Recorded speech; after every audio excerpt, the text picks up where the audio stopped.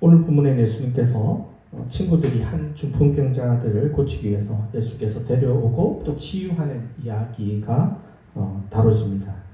예수님께서 이 병자를 고치실 때 병아 물러가라 라든지 병이 고쳐져라 라고 얘기하신 것이 아니라 이 사람아 내 제사함을 받았느니라 라고 하는 그 말 한마디 때문에 모든 문제들이 불거지는 그러한 상황을 좀 살펴보는 그런 본문입니다. 이것을 지켜보던 서기관들과 바리새인들은 병을 치유한 그 내용보다는 예수님께서 하셨던 이 발언, 죄사함의 문제를 문제 삼아서 예수님과 논쟁하는 그런 이야기가 다뤄집니다. 사실 우리들에게는 이 본문은 그렇게 새로울 것도 없고 또 충격적이지도 않은 그런 본문입니다. 왜냐하면 우리는 예수님이 하나님이시기 때문에 죄를 사하실 수 있다. 또 이 본문은 예수님께서 하나님이심을 증명하는 그런 본문이다 라고 당연하게 생각하기 때문에 예수님께서 병자를 고치시는 거나 또 예수님께서 죄를 사하여 주시는 것, 죄사함의 문제, 이것들이 오늘 우리들에게는 무슨 새로움이나 어떤 충격이 오는 그런 본문은 아닙니다. 그런데 당대의 사람들에게는 예수님이 어떠한 분이신지 또한 예수님께서 하시는 이 말이 어떠한 의미인지 전혀 알 수 없는, 이해하기 어려운 그러한 발언이었기 때문에 이 당시의 사람들에게는 이 이야기가 굉장히 큰 이슈였을 겁니다. 예수께서 이런 얘기를 했을 때 이 말이 그 시대 사람들에게 과연 먹혔을까? 이게 가능한 대답이고 이게 설득이 가능한 말일까? 사실 예수님께서 하신 이야기는 우리가 생각하는 것과는 좀 다른 얘기를 하신 것이 아닐까? 저는 이 본문을 볼 때마다 예수님께서 하신 이 말이 오늘 우리들한테는 아무런 문제가 되지 않지만 이 당대의 사람들에게 정말 설득이 정말 되었을까? 그리고 그들이 이해했던 내용을 오늘 우리들은 정말 잘 알고 있는 것일까? 아니 우리가 오해하고 있는 건 아닐까? 라는 생각들을 사실은 복음서를 읽을 때마다 궁금해했던 그런 내용이었습니다. 그리고 오랜 기간 동안 제가 복음서를 공부해보면서 또 최근에 또 한 뛰어난 학자의 글을 읽어가면서 그래 내가 생각했던 그것이 맞지. 우리가 이 본문을 좀 오해했던 게 아닐까. 우리가 대부분의 교회에서는 이 문제를 예수님께서는 죄사함의 능력을 갖고 계시는 분이다 라는 내용으로 사실은 그 당시의 사람들이 이해했던 것과는 좀 다르게 이해하고 있는 것이 아닐까. 그래서 오늘 이 종료주일을 맞이하면서 이 질문에 대한 얘기를 좀 더 나눠보려고 합니다. 한마디로 얘기하면 누가복음 5장은 예수님이 누구이신가 라는 질문보다는 당대 사회에 어떤 새로운 문제를 제기하는 그러한 질문이자 대답이었다라는 겁니다. 다시 얘기하면 이 이야기는 하늘의 권능을 설명하기 전에 땅에서 작동하던 어떤 폭력적인 언어 체계, 제가 종종 예수님의 복음서를 다룰 때 이야기하던 그 죄인 프레임을 드러내고 여기에 저항하고 해체시키는 그러한 이야기였다라는 겁니다. 이 중풍병자의 사건은 그냥 단순한 죄사함의 이야기가 아니다라는 겁니다. 중풍병자가 등장하죠. 그런데 이 중풍병자는 한마디도 하지 않습니다. 그저 사람들에게 들려서, 친구들에게 들려서 지붕을 뚫고 바닥에 내려옵니다. 그런데 예수님의 첫 마디는 굉장히 놀랍습니다. 네 죄들이 사해졌다. 그런데 여러분 한번 생각해 보십시오. 이 사람이 지금 죄를 고백했습니까?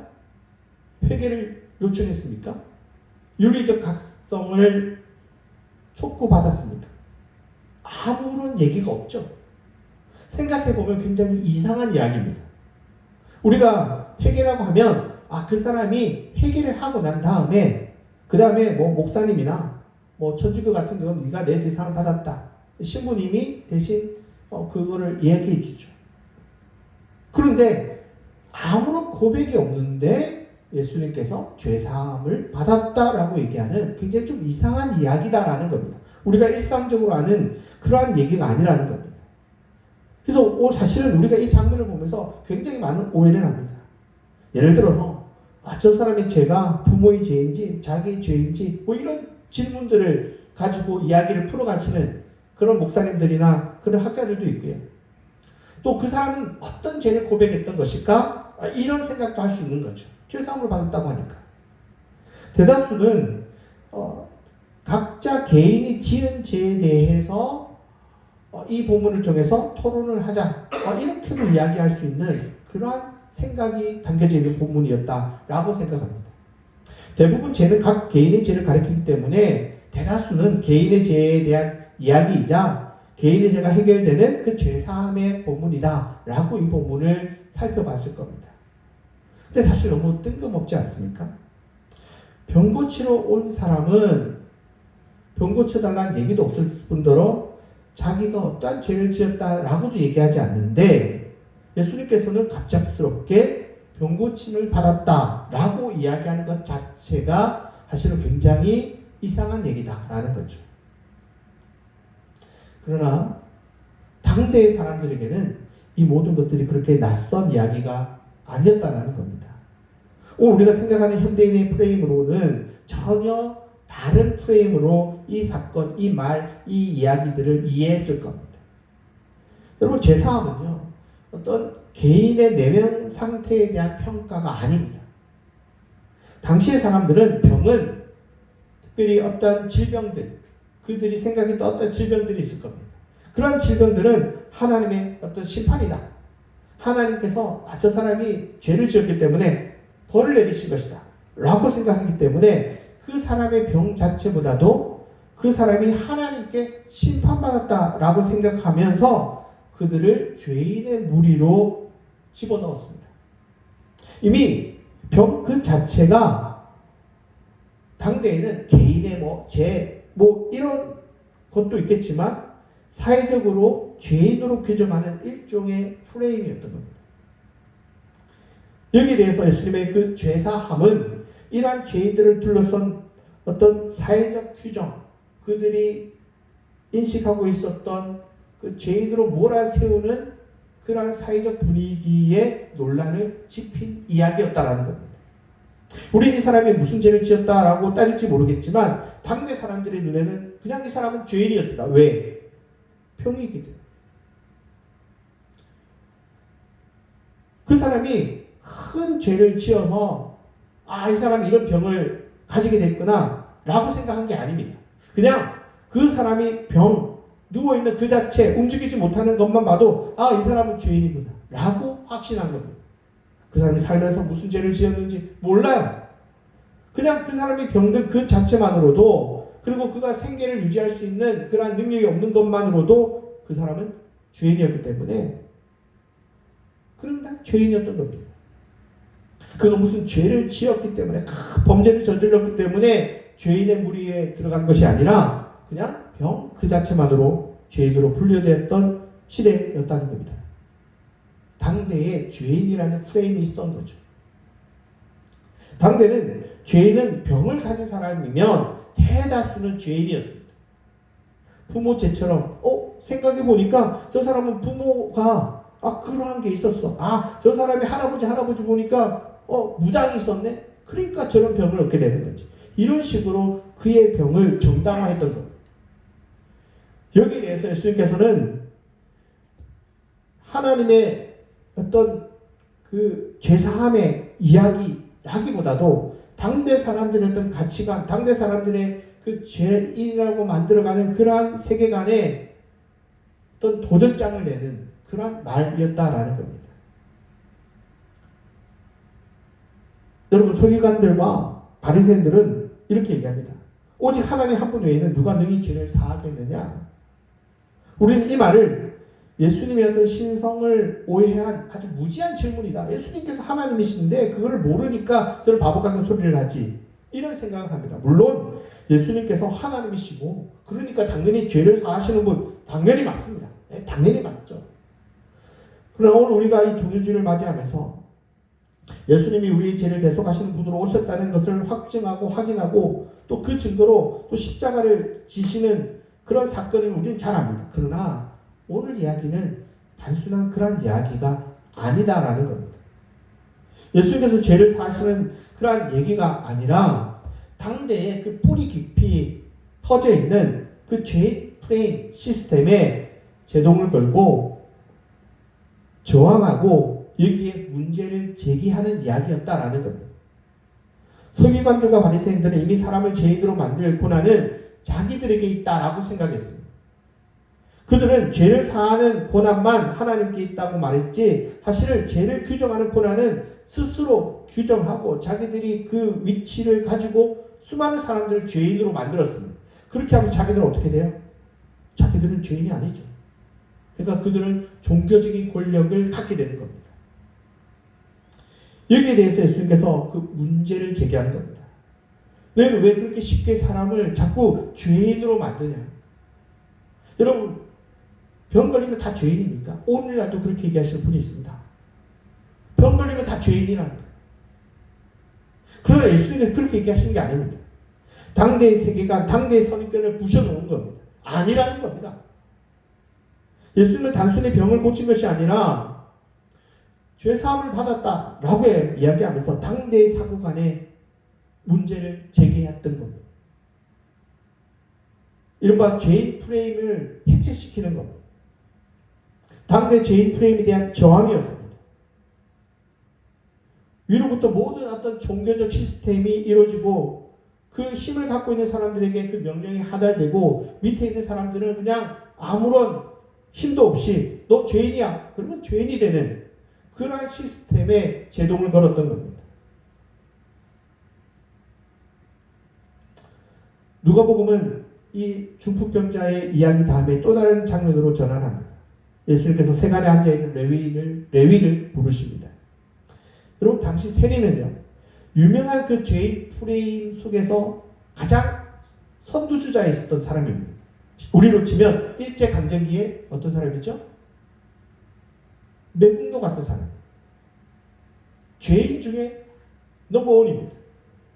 그런데 예수님께서는 야, 너 그 직업 관두라 그렇게 얘기하지 않습니다. 회개부터 해야지 라고 말하지 않습니다. 네 삶을 고쳐라 라고 얘기하지 않습니다. 그냥 한마디입니다. 나를 따르라. 그리고 레위는 예수님을 자기 집의 식탁으로 초대합니다. 이 고대 유대 세계관에 죄인 프레임을 전혀 갖고 있지도 않는 듯 전혀 고려하지 않는 마치 현대인처럼 행동합니다. 누가복음에서 식탁은 단순한 친교가 아닙니다. 당대의 죄인 세계관을 부수는, 깨뜨리는, 도전하는 이야기입니다. 레위의 집에 많은 사람들이 모입니다. 세리와 다른 죄인들이 함께 앉아 먹고 마시더라 라고 얘기합니다. 사실은 이 표현은요 예수님이 불렀을 때 그렇게 말하지 않습니다. 누가 얘기하느냐? 그 시대의 세리들, 그 시대의 바리새인들, 종교 지도자들이 그들의 무리를 향해서 한 이야기입니다. 이야기는 단순히 도덕적인 분류가 아니라 사회적 낙인의 언어입니다. 세리는 부정한 직업의 대표자고 그 죄인들은 율법지수에서 낙오된 그러한 사람들을 가리킵니다. 당대 최고의 매국노 같은 죄인 중에 넘버원이 예수님과 함께 식사를 하니까 어떤 사람들이 모입니까? 그러한 무리들이 다 모여든 겁니다. 문제는 그 죄인들과 함께 먹고 마셨다는 겁니다. 오늘 우리들은 식사를 그냥 자연스럽게 하지만 고대 사회, 특히 유대 땅에서의 식사는 경계의 상징입니다. 누구와 먹었냐에 따라서 그 사람은 그 세계에 속하는 사람으로 봤습니다. 정결한 사람은 정결한 사람, 부정한 사람은 부정한 사람.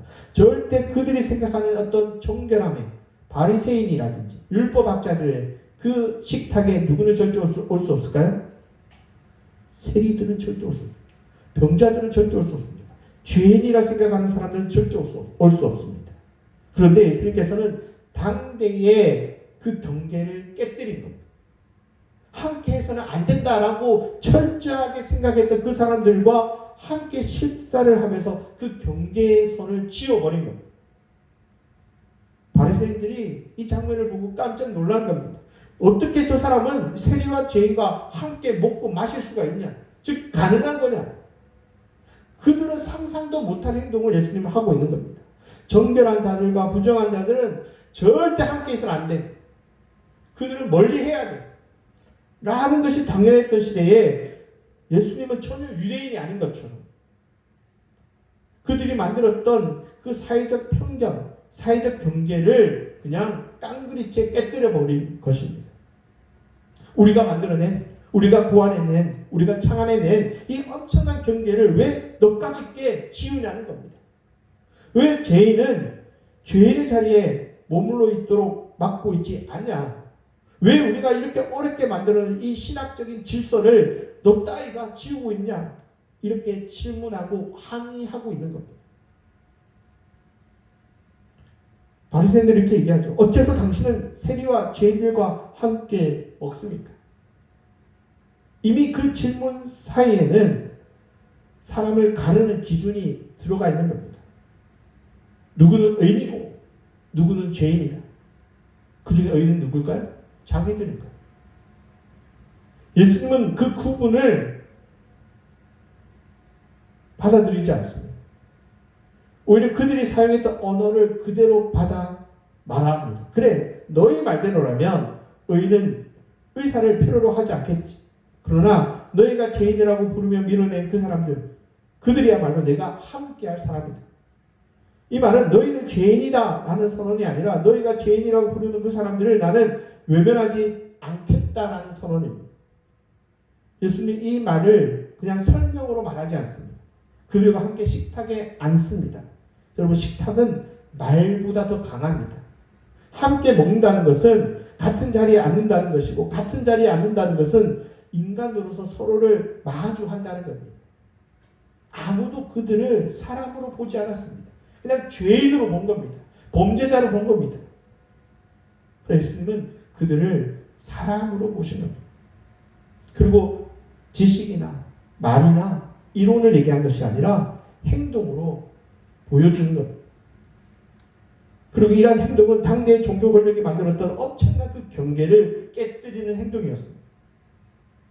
종교 권력이 밖에서만이 아니라 집 안에서도 작동하도록 만들었던 그 엄청난 강력한 그 경계를 예수님께서 허물어 버린 겁니다.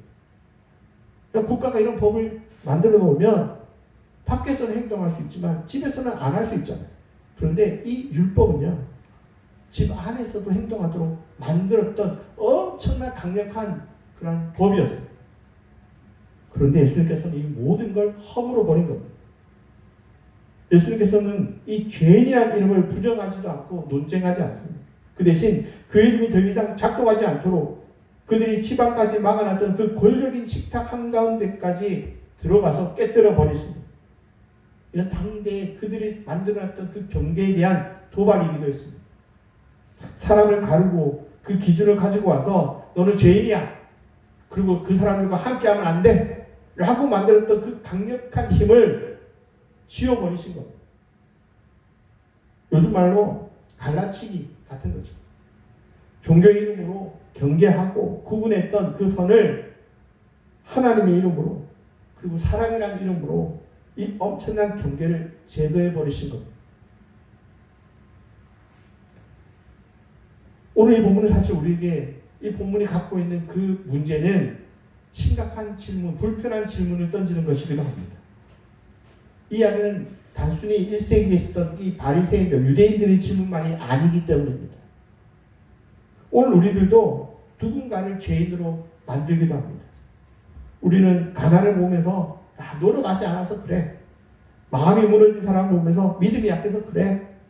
삶이 어그러지는 선택을 보면서 네가 잘못을 했으니까 그런 일이 벌어진 거야. 선택을 잘못한 거야. 네 믿음이 이 신앙생활을 잘못했으니까 그런 일이 벌어진 거야. 쉽게 얘기합니다. 그리고 설명하는 그 순간 그 사람은 사람으로서, 인간으로서 그런 대상으로 보는 것이 아니라 판단의 대상으로 그냥 바라보는 겁니다. 죄인이라는 겁니다. 맥락은 지워지고 모든 책임은 그 사람의 신앙 상태, 그것으로 그 사람을 판단해 버립니다. 이것이 1세기 죄인 프레임의 현대적인 얼굴입니다. 제가 한 드라마를 봤습니다. 교통사고를 당해서 다리를 잃어서 평생 집에서 나가지 않는 아내를 둔 그런 남편이 마트에서 한 성당에 같이 다니던 한 성도를 만나게 됩니다. 이 성도가 그런 얘기를 합니다. 몸은 어떠시냐고. 요즘 미사 때마다 기도하고 있는데 요즘 교회 좀 나오시라고. 아내분 거의 죽을 뻔했는데 괜찮으시냐고. 우리 구역은 아니고 다른 구역의 한 자매는 그런 비슷한 일을 당했는데 결국 자살해버렸다고. 그러면 안 되는데 말이죠. 하면서 그 사람은 아마 천국에 못 갔을 거라고. 그러면서 너무너무 많은 걱정을 하더라. 그러면서 하시는 얘기가 하나님이 보살펴 주실 거라면서 기도 내가 많이 하겠다. 그러고 헤어집니다. 그리고 얼마 후에 아내가 죽었습니다.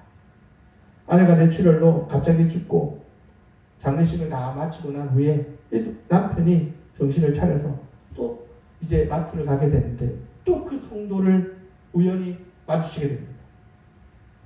또 이 성도가 그 남편에게 걱정이라는 말로 이야기를 꺼냅니다. 이제 혼자 계신 남편 이제 어쩌냐. 너무 마음이 쓰인다 라고 얘기하면서 급한 일이 있어서 내가 장례식은 찾아가지 못했는데 장례식이 너무나도 아름다웠다고 들었다고. 그리고 그 장례식에 신부님의 설교가 얼마나 훌륭했는지 모른다고 그런 얘기를 들었다는 얘기입니다. 배우자의 죽음이 스트레스 1순위인데 괜찮으시냐 어떻게 하면서 걱정을 하는 거예요. 하늘에서 아내가 함께 할 거라며 위안이라고 얘기하면서 그런 얘기를 합니다. 위로를 합시고 그냥 온갖 악담을 쏟아 부은 거죠. 겨우겨우 살아있는 사람을 무덤에 파묻는 그러한 말이었습니다. 여러분 당대 바리새인들의 죄의 프레임과 이 성도가 걱정이라고 한다는 말로 한 말이 과연 다를까?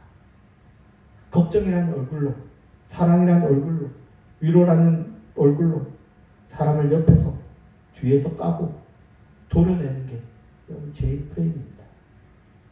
사람이 그 사건만으로도 이미 거의 죽은 산송장 같은 된 사람을 2번, 3번 그냥 파묻어 버리는 거죠. 사람이 신앙이라는 이름으로 사람을 이렇게 죽이는 겁니다. 이 성도님이 이렇게 얘기하는 이유는 뭘까요? 이유는 간단합니다. 1세기 당시에 유대인들이 대다수가 이 죄인 프레임이 그냥 자리 잡아 있는 거예요. 모든 사람의 그런 사고가 그냥 뿌리 깊이 내려져 있는 거예요. 그것처럼 이 성도에게는 사람이라는 그 존재보다도 천국, 어떻게 하면 천국 들어가지?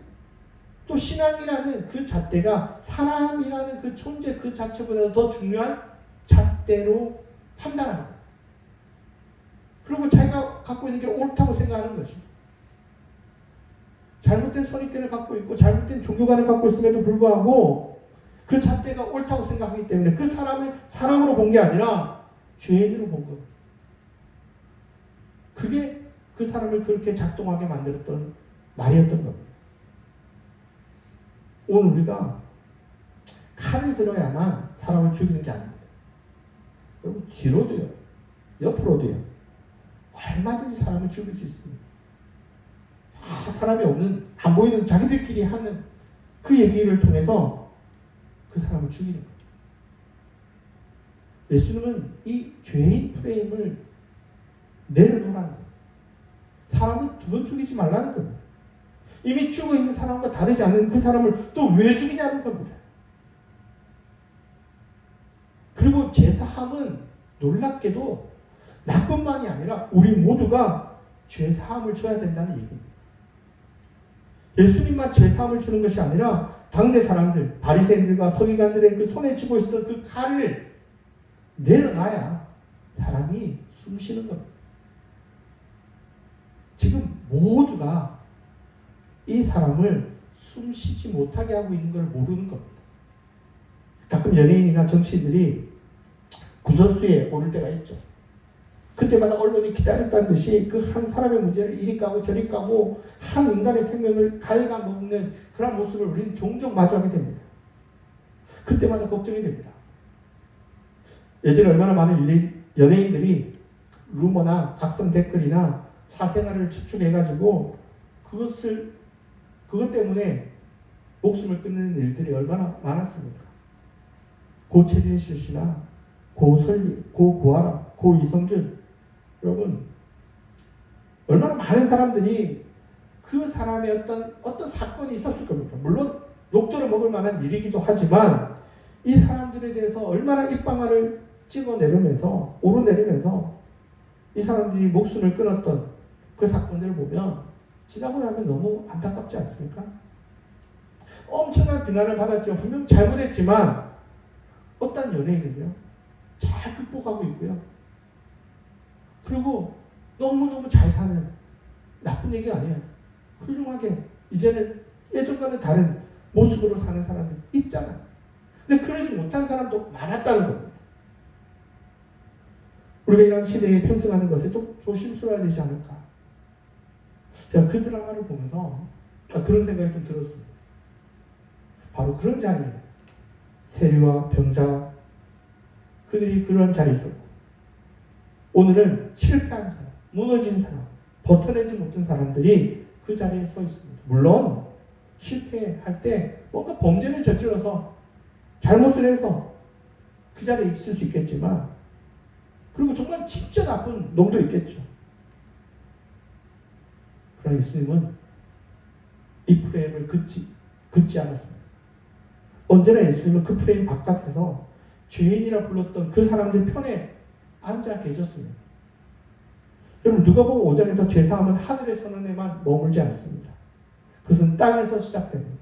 사람들 사이에서 벌어집니다. 눕혀진 사람을 그대로 내버려 두지 않고 지붕을 뚫어서라도 사람을 죄인을 데려오는 게 아닙니다. 그리고 예수님 옆으로 데려왔습니다. 낙인 찍힌 사람과 예수님이 마주합니다. 사람들이 조롱하는 사람들이 입방아의 구설수에 오르는 그 사람들과 함께 식사를 같이 합니다. 이것이 죄사함의 실제 모습입니다. 예수님께서는 이 사람이 얼마나 많은 죄를 지었냐 그 얘기 한 번도 나오지 않습니다. 최근에 읽은 한 교수님의 책에서 이렇게 이야기를 합니다. Jesus for You라는 책인데요. 그 책이 이렇게 쓰여 있습니다. 중풍병자를 보고 예수님이 이렇게 말씀하셨습니다. 친구여, 당신의 죄가 용서를 받았습니다. 사람들은 당황했습니다. 병을 고쳐주실 것이라고 기대했는데 죄를 용서받았다고 말씀하시다니. 그 자리에 있던 일부 사람들, 특히 성경에 정통한 사람들은 크게 분노했습니다. 저 사람은 하나님을 심각하게 모독하는구나. 죄를 사하는 분은 오직 하나님 한 분이신데 감히 사람의 죄를 용서한다니. 하나님께 속죄나 번제자나 화목제를 드리지 않고 저렇게 말만으로 죄가 용서된다면 누가 하나님께 제물을 바칠 것이고 제사장은 왜 존재하는가? 저의 이스라엘 사람은 하나님의 말씀과 우리의 신앙을 다 틀렸다고 부정하는 위험한 사람이고 하나님을 모독하는 죄인이자 악인이다. 예수는 그들이 이런 생각을 하고 있다는 것을 잘 알고 계셨습니다. 그들에게 말씀하셨습니다. 당신의 죄가 용서되었다고 말하는 것이 정말 그렇게 어려운 일입니까? 왜 하나님이 죄를 용서하실 수 있다고 생각합니까? 여러분도 여러분에게 잘못한 사람들을 얼마든지 용서해 줄 수 있습니다. 당신들은 저 사람의 온몸이 마비된 것이 그의 죄 때문이라고 믿고 있을 겁니다.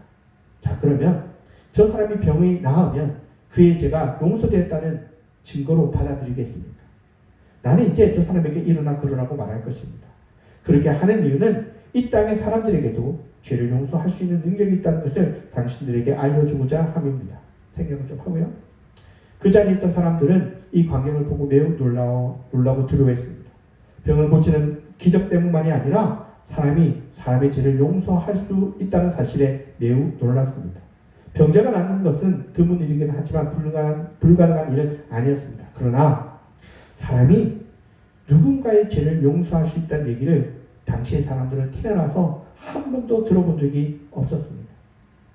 사람들은 하나님만이 할 수 있다고 믿었던 죄를 사하시는 능력을 사람들에게도 나눠주신 하나님께 깊이 감사드리며 두렵고 떨리는 마음으로 하나님을 찬양하였습니다. 이 책이 말하고자 하는 이야기는 당대 사람들에게 쓰여 있던 그 죄의 프레임을 해체시키는 이야기였습니다. 오늘 우리에게도 이러한 필요한 그런 선언입니다. 죄사함이란 단순히 무죄하다고 선언한 일이 아니라 사람을 더 이상 죄인이라고 부르지 않는 겁니다. 여러분, 오늘 우리 교회라고 과연 틀릴까요? 이런 프레임은 사람이 아니라 죄인, 하나님의 심판받을 자로 구분하고 차별하는 오늘 우리 사회도 여전히 똑같은 모습입니다. 여러분, 인도네시아의 쓰나미로 인해서 하루에 몇십만 명이 죽었을 때 교회에서 이런 얘기가 나왔습니다. 하나님을 안 믿어서 심판받았어요. 어느 지역의 허리케인으로 수만 명이 죽었을 때 또다시 교회에서 이런 얘기가 들렸습니다. 하나님을 제대로 안 섬겨서 심판받았어요. 일본의 쓰나미로 수만 명이 죽었을 때 역시 어느 교회의 어느 목사님은 이렇게 얘기했습니다. 하나님을 안 믿으니까 저렇게 심판받는 거야. 사람에 대한 고통, 인간에 대한 마음보다 심판을 정당화하는 이야기를 먼저 했습니다. 중세, 근대 수많은 인종차별과 학대와 노예 사냥을 하면서 그들이 했던 그 이야기는 지옥 갈 사람을 죽이거나 심판하거나 학대하는 것은 문제가 아니라 이미 지옥 갈 건데 먼저 죽이는 거 아무 문제 없다는 겁니다. 그러면서 그 시대를 지옥 같은 세상으로 만들었습니다. 오늘 우리의 한국교회는 과연 다를까요? 예수님이 지우신 그 죄인 프레임을 한국에 한국만이 아니죠. 현대의 교회가 또 다른 죄인 프레임을 만들어서 사람을 죽이고 있지는 않느냐라는 겁니다. 예수님은 이러한 프레임을 지우셨습니다. 교회도 그런 곳이 아니었습니다. 그러면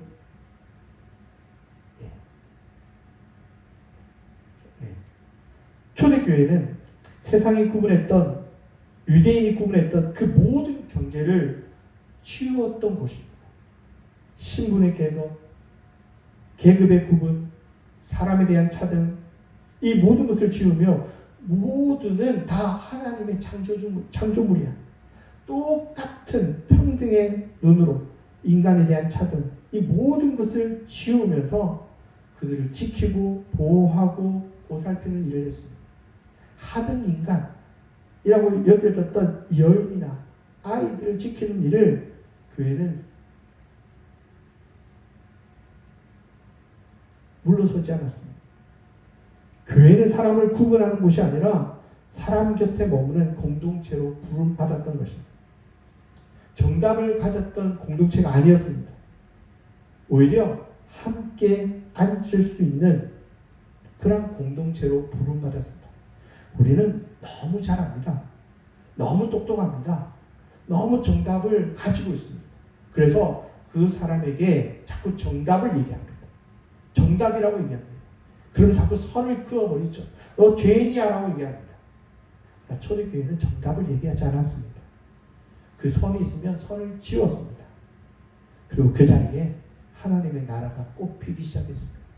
한 번도 사람으로 여겨지지 못했던, 한 번도 인간으로 취급받지 못했던 사람들에게 따뜻한 시선이, 따뜻한 물 한 잔이, 따뜻한 말 한마디가 그들을 움직였던 것입니다. 그것이 교회였습니다. 우리가 종려주의를 맞이하면서 예수님이 정말 원하시는 게 뭘까? 물론 예수님께서 우리 죄를 다 사하셨습니다. 그것뿐만이 아닙니다. 예수님 정말 원하시는 건 뭘까요? 정말 한 번 더 우리가 깊이 생각해 봤으면 좋겠습니다. 정말 교회가 서야 될 자리가 뭘까? 그리고 예수님께서 하신 일이 뭘까? 또 내가 서야 될 그 자리는 어떤 자리일까? 한 번 더 돌아보면서 우리가 잘못했던 길이 있다면 예수님의 그 모습을 따라서 본받는 그런 우리가 되기를 바라겠습니다. 기도하시겠습니다.